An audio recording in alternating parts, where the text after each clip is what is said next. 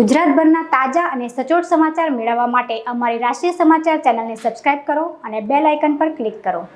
સુરતના સચિન જીઆઈડીસીમાં આવેલ એથર કેમિકલ્સ કંપનીમાં આગની ઘટના 10 કામદારોના કરુણ મોત નિપજ્યા છે। આ દુઃખદ ઘટના માટે કંપનીના જવાબદાર સામે કડકમાં કડક કાર્યવાહી કરવામાં આવે તે માટે સુરત શહેર જિલ્લા કોંગ્રેસ સમિતિ દ્વારા આજે બપોરે 1 કલાકે સુરત એકમની ગુજરાત પ્રદૂષણ કંટ્રોલ બોર્ડની પાંડેસરા કચેરી ખાતે વિરોધ પ્રદર્શન કરવામાં આવેલ।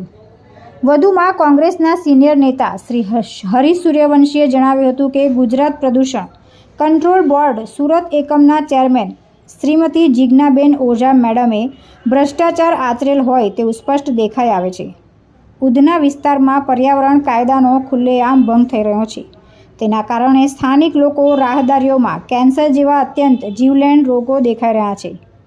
પ્રદૂષણ ફેલાવતા એથર કેમિકલ કંપની જેવા અનેક ઔદ્યોગિક એકમો પર મોનિટરિંગ કરવામાં જીપીસીબી તદ્દન નિષ્ફળ રહ્યું હોય તેવું દેખાઈ આવે છે।